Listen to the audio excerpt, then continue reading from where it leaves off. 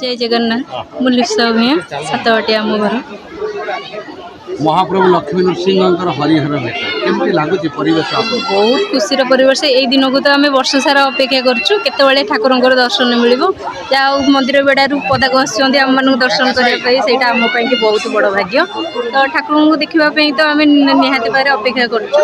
ठाकुर को भलसे देखल बहुत खुशी भी लगे। ठाकुर होती लक्ष्मी नृसिंह आपण अनुभूति केमती कौन आज रहा आमर आज कौन आम सबुदिन तो से प्रभु लक्ष्मी नृसिंह आम पाखे पूरा कहले साक्षात ठाकुर आम पाखे ठिया सब बेले किंतु आज तार था आउ गोटा निरा से निरा ढंग जो ठाकुर आस बहुत दूर दूरांत लोक आमर आसी ये प्रभु लक्ष्मी नृसिंह देखती बहुत लोक भी स्त्री लोक कौन पुरुष लोक कौन समस्त अधिका ठाकुर पाखे पढ़ती शह शह हजार हजार लोक दांडी ठाकुर पाखे अधिका पड़ते समस्त प्रभु लक्ष्मी नृसिंह समस्त को सहायक हूँ सहायक भी होती लोक भी बहुत उपकृत पाते कहवाक गले आज हूँ सब गोटा निरा कार्यक्रम जोटा कि हरि आ हरंकर भेट हरिहरंकर भेट एक अपूर्व दृश्य जोटा कि केवल आम भारत वर्षर हरिशंकर पाखे रही एवं द्वितीयतः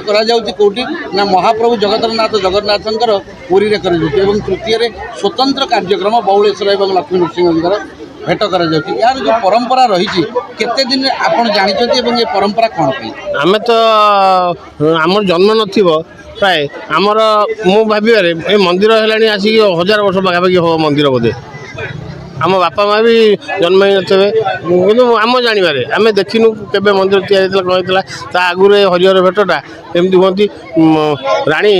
पद्मावती राणी आमर ये रोते गड़ गाँ बोली अच्छी गड़ भूइया साई से माँ रोते पद्मावती राणी जो हरिहर भेटटा आम पूर्वपुरुषर ये अच्छी।